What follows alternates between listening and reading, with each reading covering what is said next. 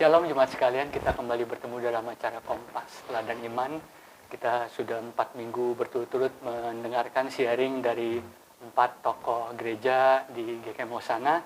Dan pada minggu ini kita akan kembali belajar sharing dari kehidupan iman, kehidupan rohani, kehidupan pelayan dari Penatua Chandra Leonardi.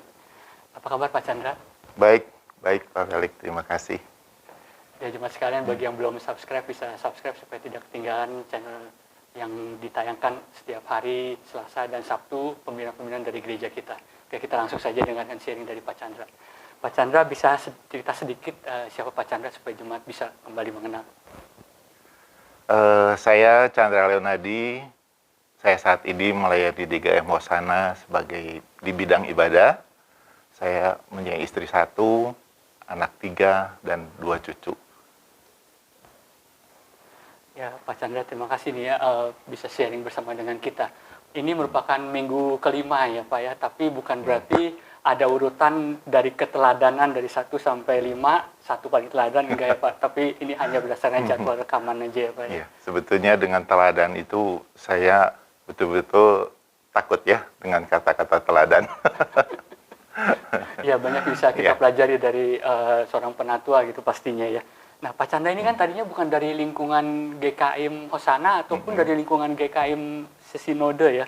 Mungkin bisa cerita bagaimana proses Pak Chandra bisa menemukan gereja yang tepat dan kemudian bisa tertarik bukan hanya beribadah secara rutin tapi juga bisa pelayanan di gereja ini Pak. Mungkin bisa sharing. Ya, sebetulnya saya dari keluarga bukan Kristen ya. Jadi papa saya itu masih Toto, asli dari China.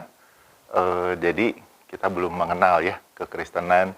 Ya mungkin dulu tuh mungkin hanya sembahyang leluhur ya, seperti itu, mungkin Konghucu atau seperti itu. Satu anugerah ya, dan sangat bersyukur kalau saya bisa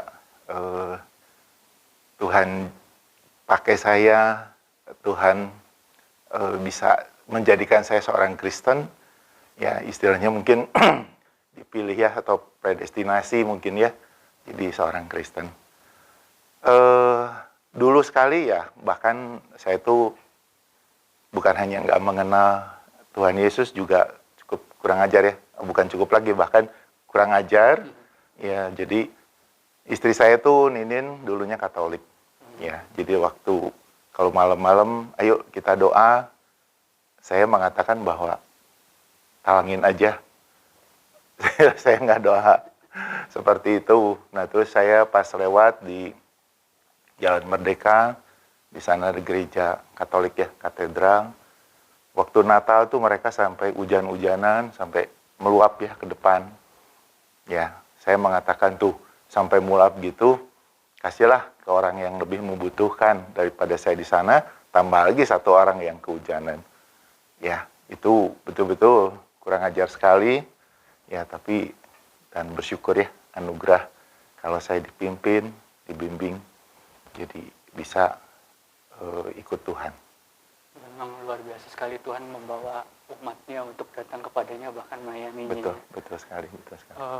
Bapak kan pelayanan di gereja GKM Hosana ini udah lama, jadi mungkin bisa sharing untuk memberikan motivasi ataupun semangat mungkin buat yang udah lama pelayanan ataupun yang baru mau. Sukacita apa Pak yang Bapak alami pada saat pelayanan? Kemudian mungkin keseruan apa, hal-hal menyenangkan apa gitu yang bisa di-sharingkan kepada kami? Ya. Mungkin sebelum itu saya ada cerita sedikit mengenai saya bisa ke gereja GKM Hosana ini ya. Mungkin saat itu Tuhan memberikan jalan walaupun cukup sakit ya. Waktu itu saya berbisnis garment dan dimakan ya, nggak dibayar oleh orang Itali, cukup besar, dan saya cukup terpukul. Ya, orang mungkin kalau sudah merasa terpukul, merasa frustasi, itu akan mencari kekuatan lain atau menopang ya istilahnya. Ya, tapi saat itu saya masih berkeras hati, tidak juga mau ke gereja atau menyembah Tuhan ya. Saat itu ya masih ragu-ragu dan saya percaya adanya Tuhan ya. Ada yang penciptaan bumi, langit, pasti ada yang bikin, ada yang buat maksudnya. Ya pasti, tapi saya entah siapa yang harus saya ya menopangkan diri atau bertumpu seperti itu. Ya sampai satu hari, ya tiba-tiba saya tuh berkeinginan ke gereja. Ya tapi saya masih tetap bertahan dari pagi, gelisah terus, ya sampai sore. Akhirnya saya nggak tahan, dan itu hari Natal, hari itu saya langsung ke Ninin kita cari gereja. Waktu itu udah hampir jam 4 kalau nggak salah, kita nggak tahu ya gereja mana yang harus saya tuju. Akhirnya kita pergi waktu itu ke Pandu, gereja Katolik.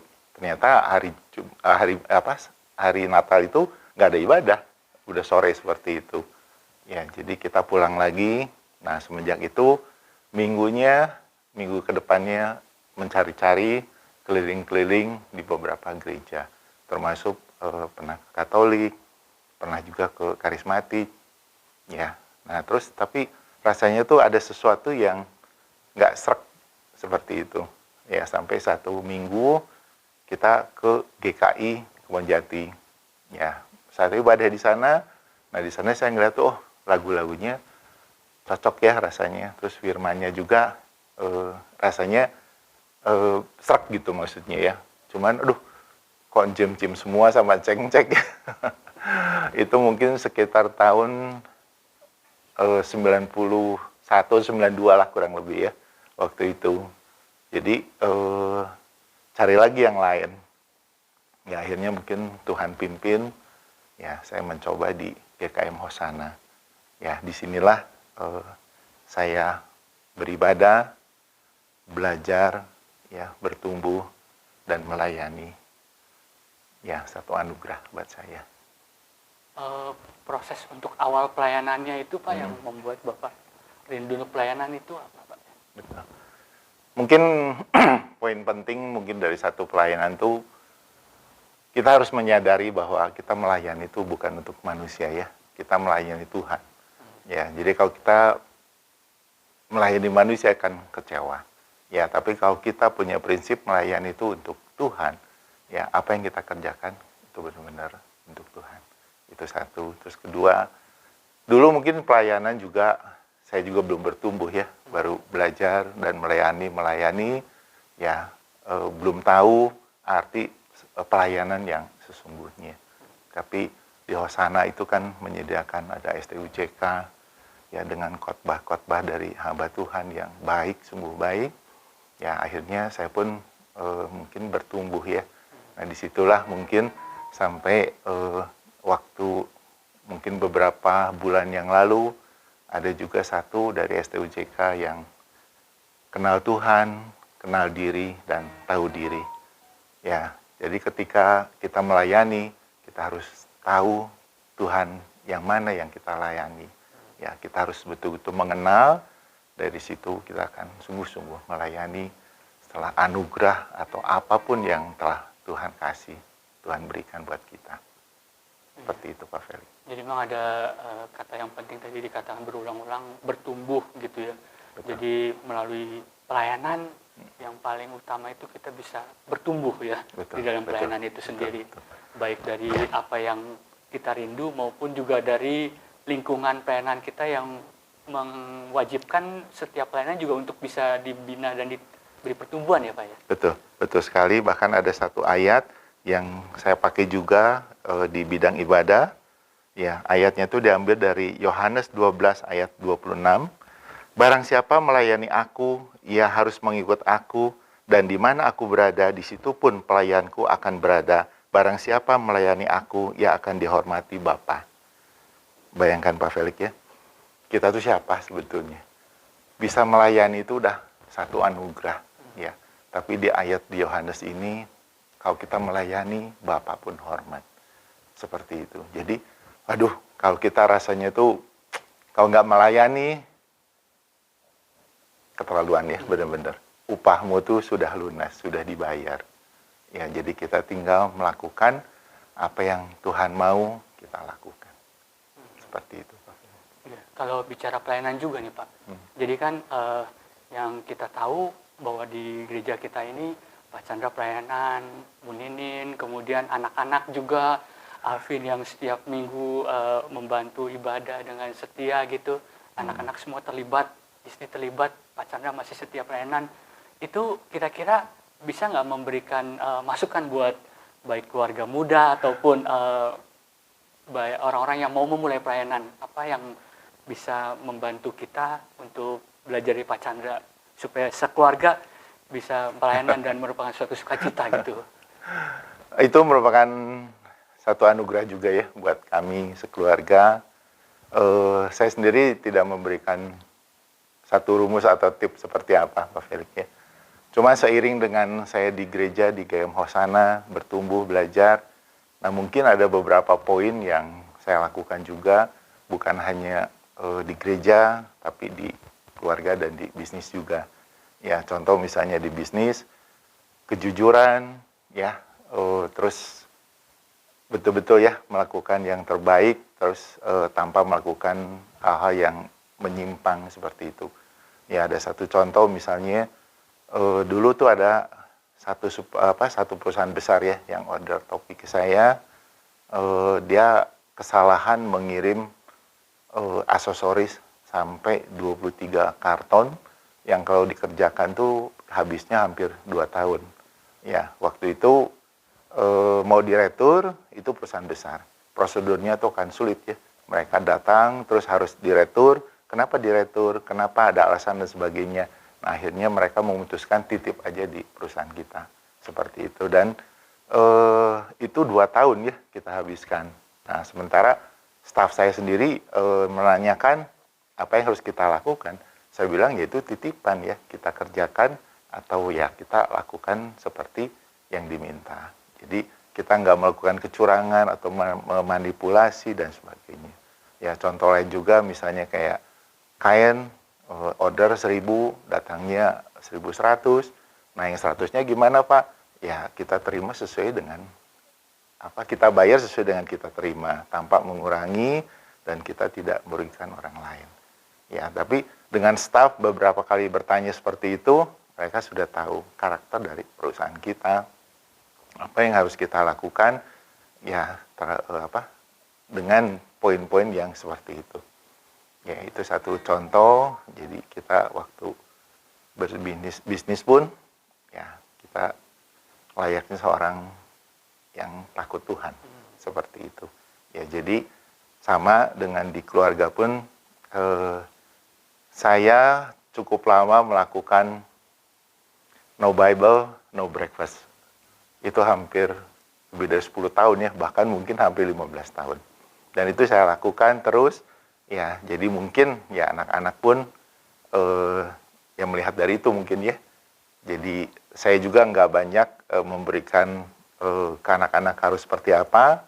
Saya jadi Kristen pun udah cukup telat sebetulnya, jadi anak-anak pun udah cukup mulai besar dan mereka tuh akan lebih sulit ya diarahkan ya, jadi ya kita doakan saja dan dengan memberi contoh seperti itu. Itu aja sih Pak Felix. Jadi memang tadi dikatakan anugerah juga ya, anugerah, bisa betul, pelayanannya, betul, tapi betul. memang di samping itu juga perlu adanya kesaksian hidup yang konsisten, integritas diri selalu ditunjukkan baik di perusahaan, di keluarga, itu semua bisa membantu semua orang untuk bisa terdorong rindu melayani bersama ya Pak. Betul. Iya. Puji Tuhan.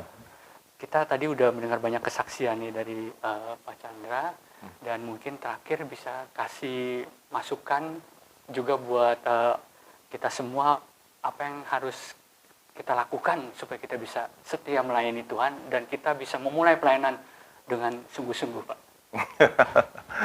Ya pertama itu mengenai anugerah ya yang sudah diberikan untuk kita semua, ya tidak setiap orang bisa melayani. Jadi ketika saya pun tahun 90 berapa saya lupa, ya itu setelah perusahaan saya udah mulai jalan lagi, sudah mulai mapan, ya pernah Pak Herlan itu mengajak saya jadi majelis. Ya waktu itu saya menolak Pak.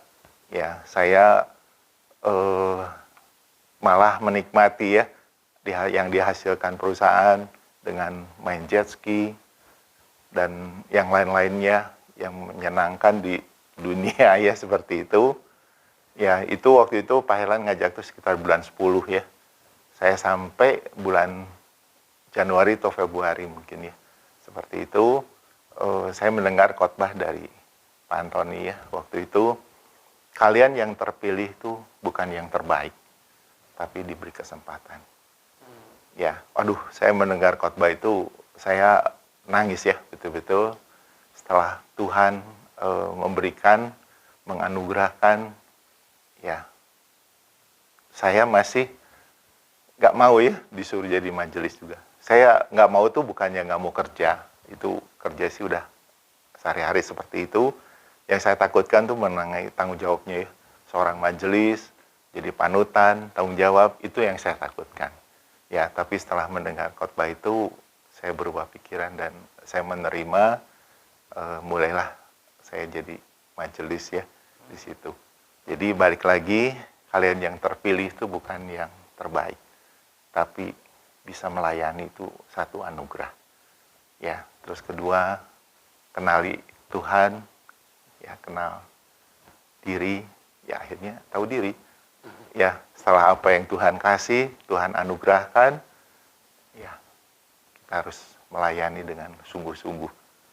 Seperti itulah Pak Felix. Oke, ya, terima kasih banyak Pak Chandra atas sharingnya, masukannya, motivasinya buat kita, Iya. supaya kita bisa lebih rindu untuk melayani Tuhan. Ya, sama-sama Pak Felix, Mungkin sama-sama. tadi kita udah mendengarkan kesaksian dari Pak Chandra, dan kita akan terus tonton konten-konten berikutnya dari channel YouTube GKM Hosana. Tetap semangat, tetap sehat, Tuhan memberkati.